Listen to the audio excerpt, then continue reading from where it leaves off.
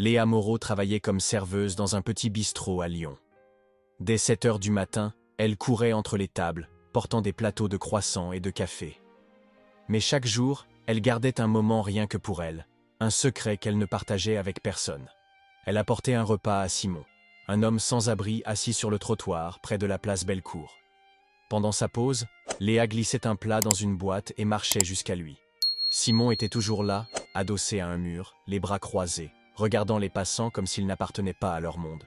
« Salut Simon », disait-elle en s'accroupissant. « Aujourd'hui, c'est du poulet rôti avec des pommes de terre et des haricots. » Il levait les yeux, un petit sourire au coin des lèvres. Mieux que le gratin d'hier, il était un peu sec, plaisantait-il. Léa riait. Elle aimait ces moments. Simon parlait doucement, avec une politesse qui ne collait pas avec son manteau usé et sa couverture tachée. Un après-midi, alors qu'ils discutaient, Léa aperçut quelque chose qui lui coupa le souffle.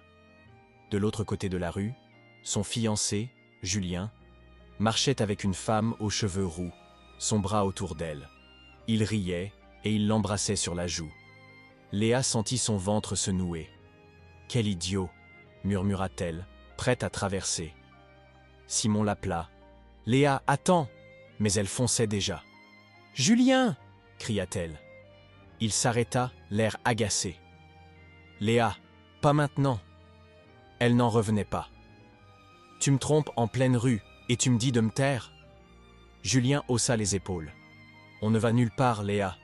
Tu sers des cafés toute la journée. Moi, je veux plus. » Ces mots la frappèrent fort. 3 ans ensemble, et il la rejetait comme ça. Soudain, une voix grave résonna derrière elle. Simon s'était levé. Malgré ses chaussures trouées, il semblait imposant. « T'as assez parlé, » dit-il à Julien, calmement mais fermement. Julien ricana. « Et toi, t'es qui ?» Son garde du corps ? Simon répondit. « Un ami. » Julien partit avec la femme, laissant Léa plantée là, sonner. Son téléphone sonna. C'était sa mère. « Tout est prêt pour l'anniversaire de mamie. Elle est tellement excitée de rencontrer ton fiancé. » Léa déglutit. Elle avait promis à sa grand-mère qu'elle serait mariée pour ses 80 ans, dans 3 jours. « Oui, maman, tout va bien, » mentit-elle. Après avoir raccroché, elle soupira. « J'ai menti. » Simon, qui écoutait, la regarda. « Épouse-moi, » dit-il. Léa éclata de rire. « Tu plaisantes ?» Mais il était sérieux. « Présente-moi à ta grand-mère. Dans 3 mois, on divorce. Tu tiens ta promesse, et moi, je t'aide. » C'était insensé, mais Léa n'avait plus d'option. Simon était gentil. Il ne demandait rien. « D'accord, » dit-elle enfin. « On se marie. » Ils allèrent à la mairie le jour même. Léa portait son tablier de serveuse sous un vieux blouson. Simon, avec ses vêtements râpés, ressemblait à un voyageur perdu. L'employé les observa, perplexe, mais leur tendit des papiers. Peu après, une officière les déclara mari et femme. En sortant, Léa rit nerveusement. « J'ai épousé un inconnu. » Simon sourit. Un inconnu qui sait laver les assiettes. Chez Léa, dans son petit appartement près de la Saône, ils préparèrent le week-end chez sa grand-mère, Yvonne. Simon prit une douche et sortit en serviette.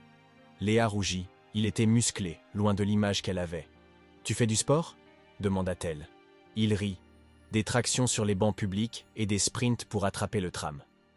Le lendemain, ils prirent la voiture pour un village près d'Annecy. Simon portait un jean et une chemise prêtée par le cousin de Léa. Elle était nerveuse. À leur arrivée, sa mère les accueillit avec des hugs. « Voici Simon, » dit Léa. Yvonne, la grand-mère, fixa Simon avec ses petits yeux perçants. « Simon, ce nom me rappelle quelque chose, » murmura-t-elle. « T'es pas ce riche qui a disparu ?» Léa rit. « Mamie, tu confonds. » Simon resta calme, mais ses mains tremblèrent légèrement.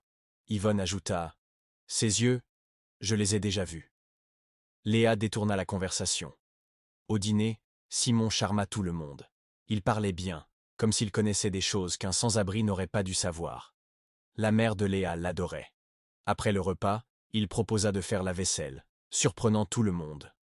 Plus tard, Léa parla seule avec Yvonne. « Il cache un secret, » dit la grand-mère. « Mais il te respecte, et ça, c'est rare. » Léa sourit, émue. De retour à Lyon, Léa commença à douter.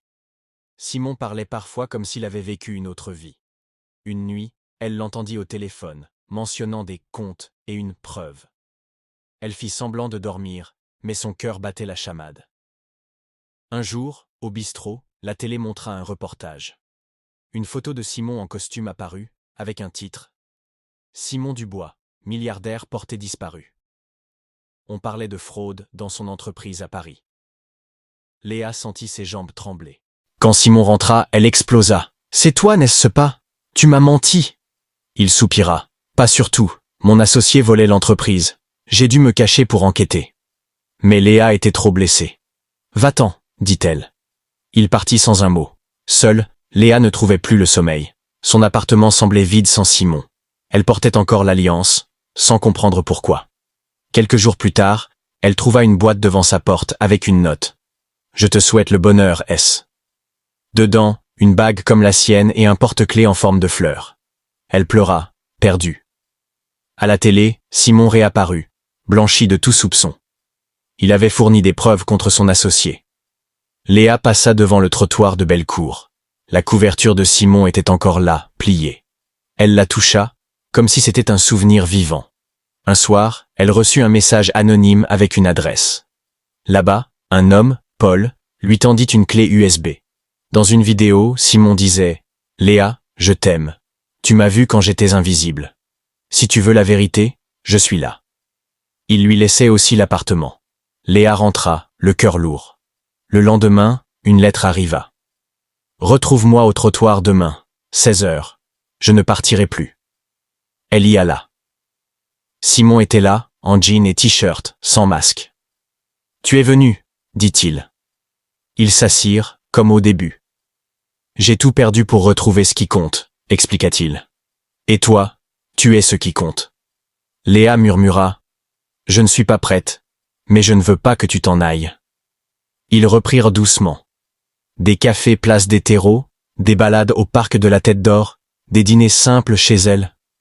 Simon la laissait avancer à son rythme. Un jour, il l'emmena dans une maison au bord du lac d'Annecy. « C'est mon refuge, » dit-il. Léa sentit son cœur s'ouvrir.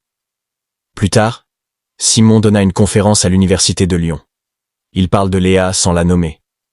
Elle m'a appris ce qui vaut vraiment. Après, elle lui dit « Je crois que je t'aime aussi. » Ils s'embrassèrent, enfin libres. Des semaines passèrent. Simon lança un projet pour aider les sans-abri. Il donna à Léa une lettre. « Reste avec moi.